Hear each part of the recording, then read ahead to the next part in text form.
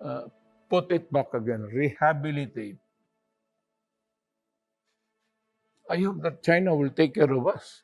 So, in love na in love ka sa China? In the sense that Ano take care? Eh, doon nga lang sa ano eh. Doon nga lang sa, tawag dito? Sa Belt and Road Initiative, sa BRI nila, hindi nila itinuloy eh. May 6 na taon kayo para ituloy yung BRI, hindi nyo ginawa.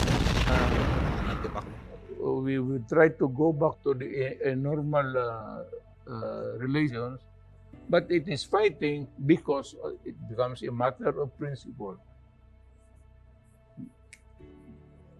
Because the issue is there, hanging because of the American influence.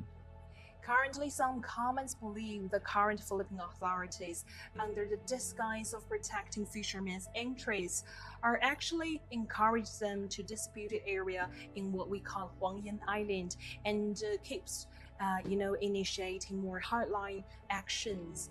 While it's probably not so conductive to dialogue. Conducive te, And, conductive. the real intention behind that probably to satisfy personal interests of some politicians. What's your opinion on that question? Yun ang problema pag binabasa mo lang yung itatanong mo eh. Obvious na scripted to eh. Conductive talaga. Conductive. What we call Huangyan Island and keeps, initiating more hardline action to dispute the area in what we call Huangyan Sorry, yun yung Island conductive. and keeps. Of Wait lang, the naano ko sa conductive eh. influence. Currently, some comments believe the current Philippine authorities, under the disguise of protecting See, tira niyo yung tanong ni ate. It's already leading questions. Sinagot mo to, Digong? You did not have the common sense to not answer these questions? Under the disguise of protecting fishermen's interests? Really? You were nag-participate ka dito, Digong? Pero bago natin gawin yan, as usual, tayo muna ay magsa-shoutout sa mga kaibigan natin sa Sendwave! So kayo ay nasa US, UK, Canada, Italy, France, Spain, Ireland, and Belgium. May pwede kayo magpadala ng inyong mga remittances sa bansa nang wala pong remittance fees gamit ang Sendwave.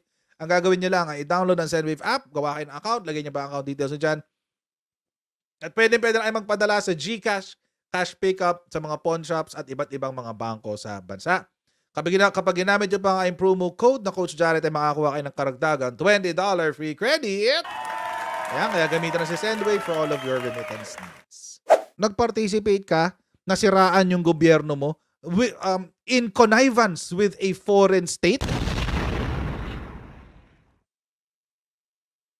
fishermen's interests are actually encourage them to dispute the area in what we call Huangyan Island and keeps, initiating more hardline actions. While it's probably not so conductive to dialogue. Conductive? Conductive talaga. Conducive yan, te. Conducive. Conductive ang wala. It's probably not so conductive to dialogue. Scripted kasi And, masyado. The real intention behind that probably to satisfy personal interests of some politicians. Mga kotsero, tignan nyo kung paano sila mag-script ng tanong. Parang ganyan si Admar ng SMNI. Pansinin nyo, ganyan si Admar mag-interview. Kung paano mag-interview si ate. Loaded yung mga tanong. See? Alam nyo na kung saan nag-train yung mga taga-SMNI. Alam nyo na kung saan nag-train ang SMNI. Gantong-ganto magtanong si Admar. Tsaka yung mga ng SMNI, mga nila. Yung mga host nila doon. Sino ba may mga host nila doon? Si Admar, sino ba? Sila lahat doon. Puro leading questions. Lagi ko lang na-highlight si Admar kasi siya yung laging nandito sa live stream ko eh. Si MJ, ayan, si MJ. Laging ganito lahat. Lahat ng questions nila, tunog ng questions ni ate. What's your opinion on that question?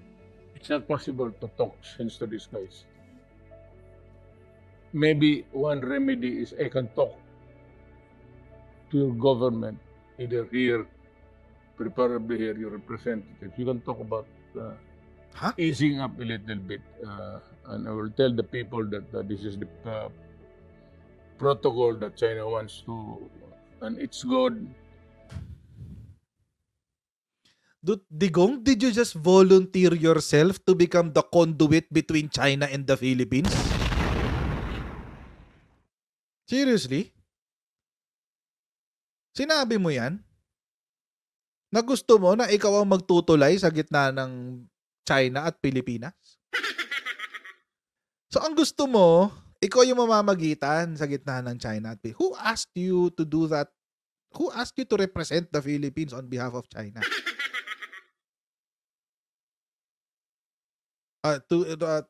Who asked you to represent the Philippines for China? And the other way around. Alam nyo, tinan nyo yung pagkakasagot niya, mga kotsero. Parang sinasabi niya na siya yung magiging tulay sa gitna ng China at sa administrasyon. Bakit? The premise is this. The premise is, it's not possible to talk sense to these guys. Kaya sabi nyo, hindi nyo makakausap ng maayos yung gobyerno na yan. So, ang solusyon dyan, ako na lang kakausap sa kanila. Magpadala kayo dito ng mga representante nyo, ako makikipag-usap sa kanila on your behalf. Ganun yata yung sinasabi ni Digong. To talk sense to these guys. Maybe one remedy is I can talk to your government, either here, preferably here, your representatives. You can talk about so papupuntahin mo sa Davao? A little bit, and I will tell the people that this is the kasi ikaw kakausap sa gobyerno. Ay, China galing. Anong silbi ng ambassador nila? Anong silbi ni Huang Xilian? O di ikaw na lang doon sa Chinese Embassy. Ikaw na lang doon sa Chinese Embassy kung gusto mo. Ano gusto niya? Ano siya yung maging back channel negotiator ng Pilipinas? Para si Trillanes dati? O ikaw na yung bagong Trillanes? Gusto mo yun? Ikaw na yung bagong Trillanes? Seriously? And it's good, and I recommend that we follow it. We never had that before during my time. O kasi kausap mo na rekta si China allowed the fishing there. Nobody was hindi totoo yan. Disturbing them. Hindi totoo yan. That is an outright lie. Di ba last time meron na akong pinakita sa inyo, binangga ng Chinese ship yung isang barko? Bangka pala? Ng fishermen? Hindi totoo yan. Hindi totoo yan yung sinabi niyang yan. Tuloy-tuloy lang yung harassment ng China sa West Philippine Sea maski nung term niya. Hindi lang nababalita. Alam niyo kung bakit? Kasi ayaw niyang ipabalita. May pinakita ako sa inyong interview, di ba? Doon sa isang IR expert yung nagtuturo sa Lasal. Totoong IR expert, hindi yung hindi yung by title lang. Totoong IR expert. Nagtuturo sa Lasal. Anong pangalan niya? I forget his name. Pero sinabi niya, mga kotsero, sinabi nung IR expert na to, during the time daw of Digong, inutusan daw niya ang Coast Guard na wag maglalabas ng storya tungkol sa mga harassment ng China sa West Philippine Sea.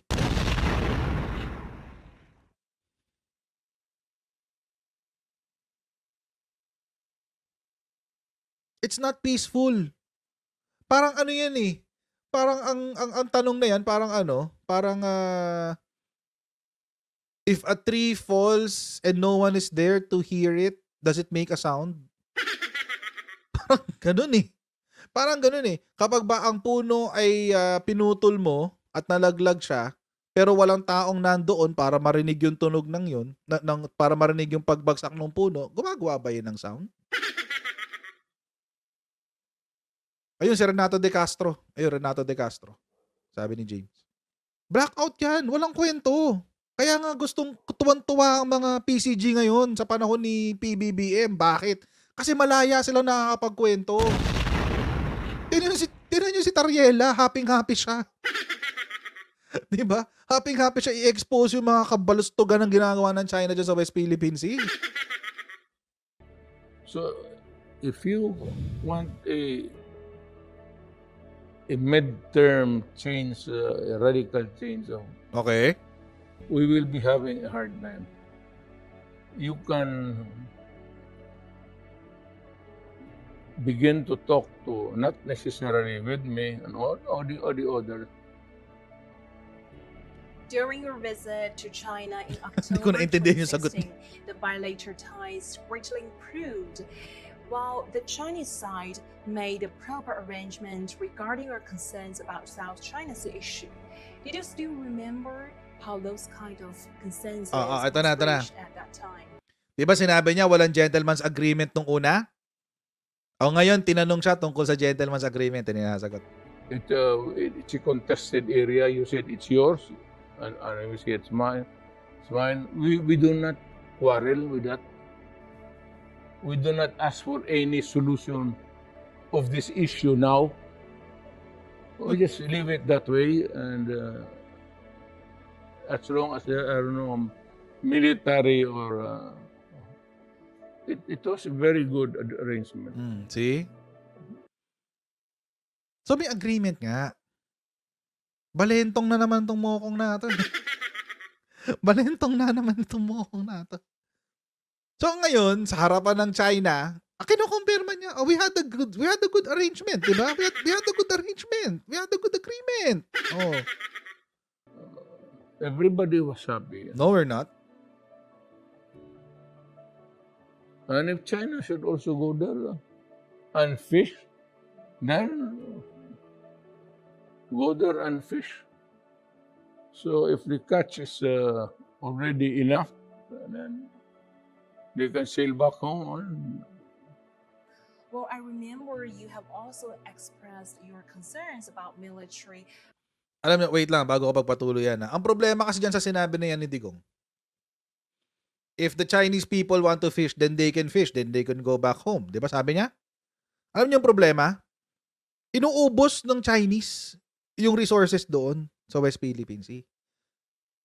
Tapos ang gagawin, ibibenta sa atin ulit yung hinuli nila sa West Philippine Sea. Yan yung kawalangihan nito matandang to. Kuhulihin nila, uubusin ng mga mokong na Chinese. Tapos kapag tayo naman yung yung mga fishermen naman natin na mangingisda, anong sasabihin? Inuubos niyo yung mga isda dyan. Di ba recently lang? Naglagay ng I forget kung ano yung nilagay ng mga mangingisda eh. Binuntutan sila ng Coast Guard ng China. Sabi sinisira daw ng Philippine fishermen yung mga yung environment.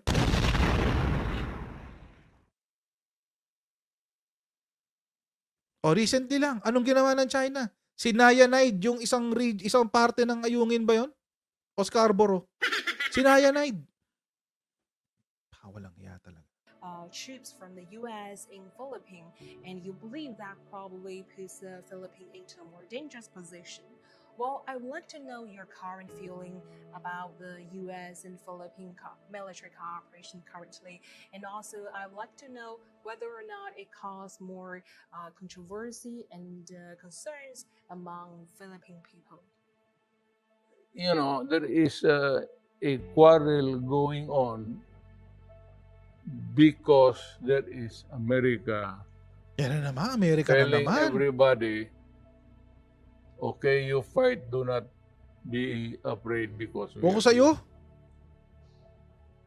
it's antagonistic and hostile. We cannot. wow. Antagonistic and hostile daw ang ginagawa ng Amerika, pero sino yung nagwo-water cannon sa mga barko ng Pilipinas? Sino yung bumabangga sa mga barko ng Pilipinas? What the hell are you talking about, Digong? What the hell are We you have talking about? bilateral. Hindi ko naiintindihan eh. Payaw ba yun? Payaw? Payaw ang tawag. Ayun, payaw. Puro Amerika, puro Amerika, puro Amerika. Hindi ba pwede niyong pansinin kung ano yung ginagawa ng Chinese Coast Guard sa mga Pilipino? Bulag-bulagan ka ba doon, Digong? Bulag-bulagan ka doon? So obviously, si Digong, he's parroting the narrative kung ano yung kwentong barbero ng China. Obviously. Relations with America and but if your foreign policy is crooked or it favors one country and being sometimes hostile because you are with America, then everything is wrong. Wow. That is the problem. In the Wait lang bago tayo pumunta dyan sa Taiwan. Hindi naman kasama sa usapan yung Taiwan, pero sinasama mo yung usapan. Sa usapan. Sabi niya, if you favor one country at the expense of the others, it's a bad policy. Okay. Nung panahon ni Digong, all the favors, lahat 100% of the favors are with Russia and China during his time.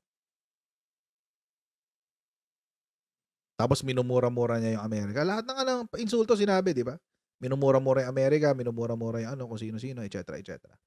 O sige, wala problema. Minura mo na, tapos na eh. Kanino ka pa rin bumagsak?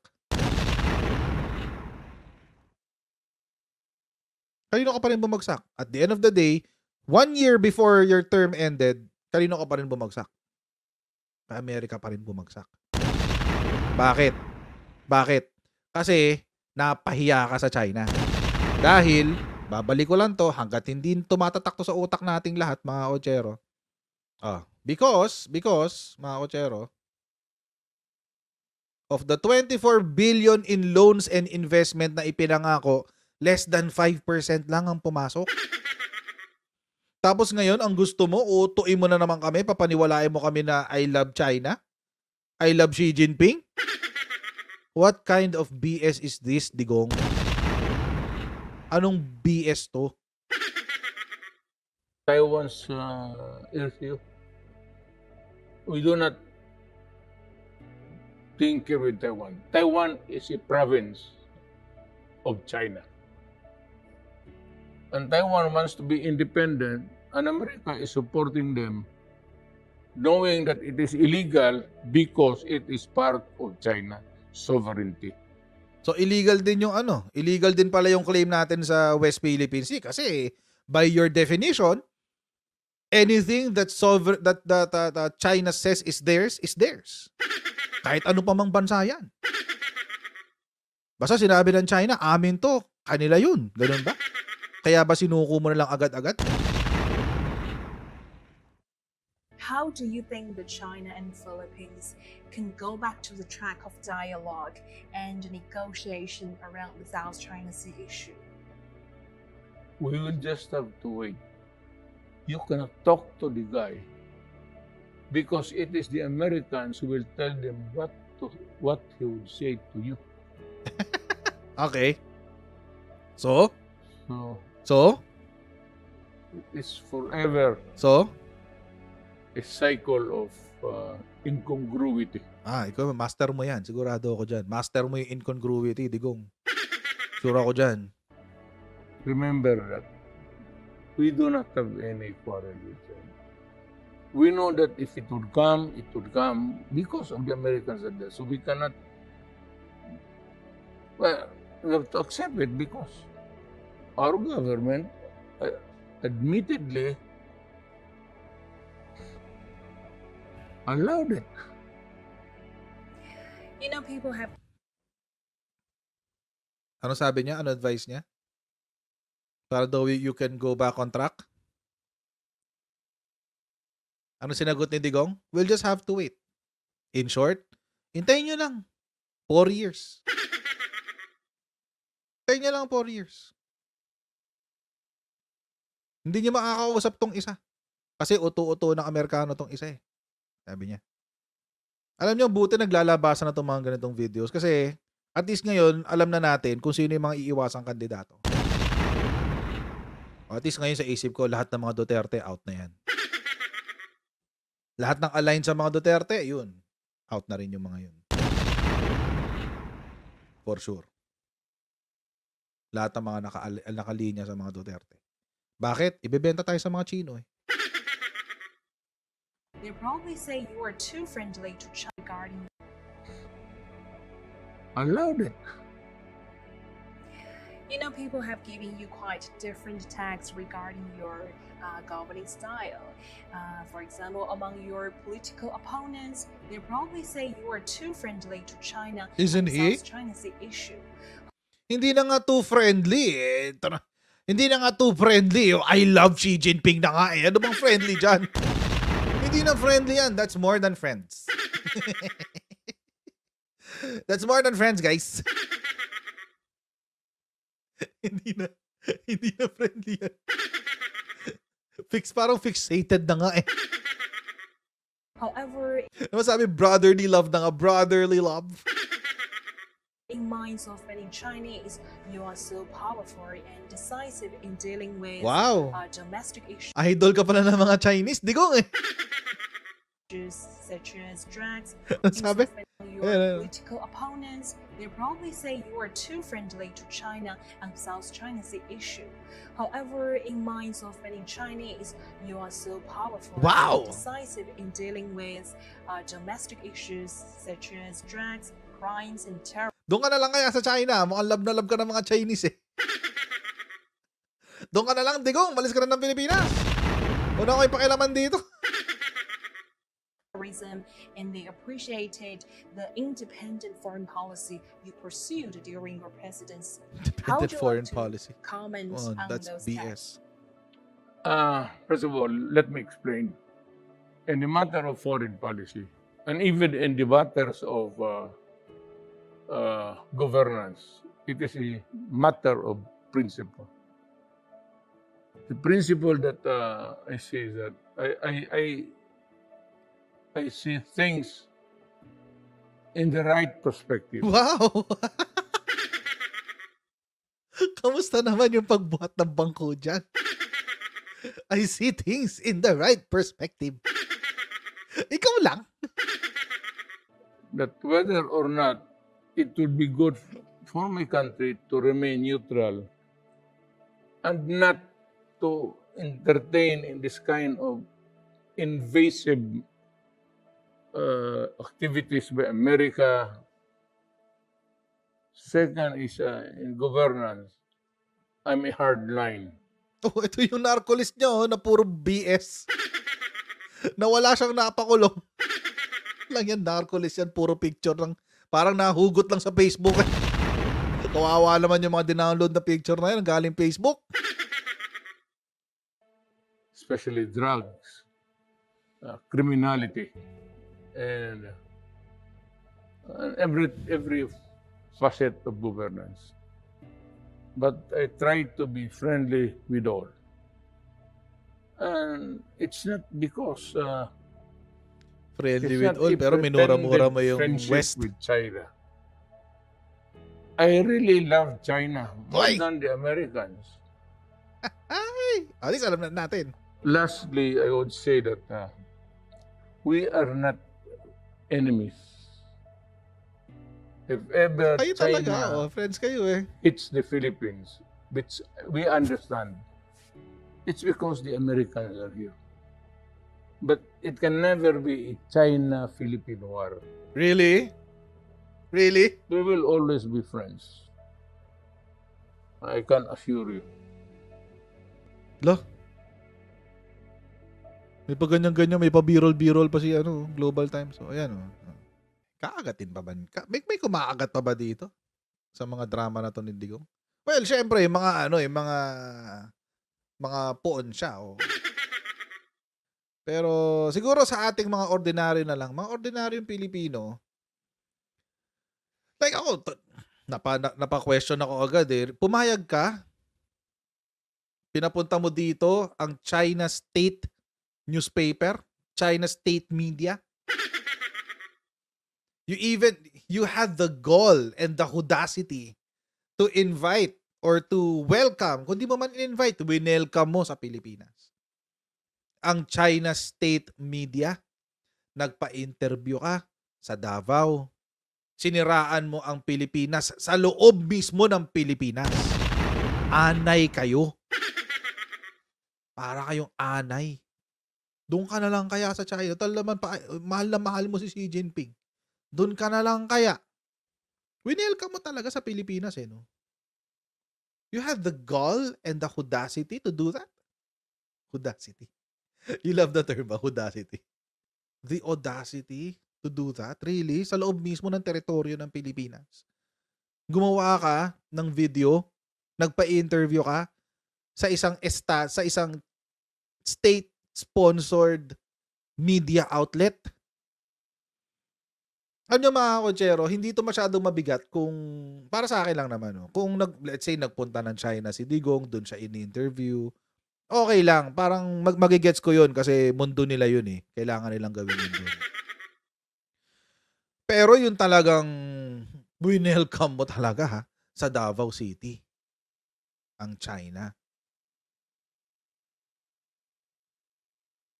Understanding na merong hindi magandang pagkakarelasyon ang China at ang Pilipinas. Alam mo naman yun. Hindi naman siguro lingid sa kaalaman mo yun.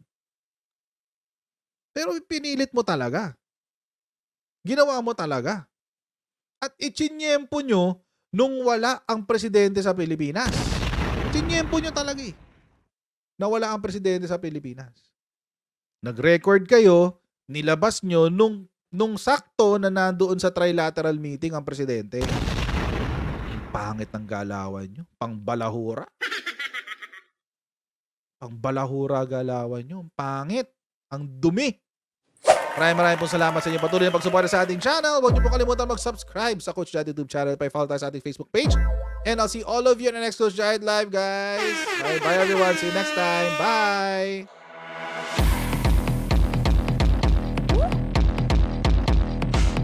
Pag ganun, huwag natin gawing tanga mga Pilipino. Mas maganda kasi nasa lugar ka ng tama kaysa yung pinipilit mo yung pagkakamali.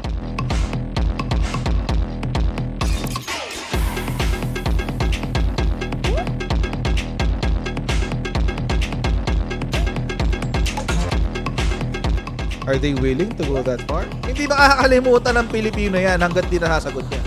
Sino ngayon nagsasabi ng totoo?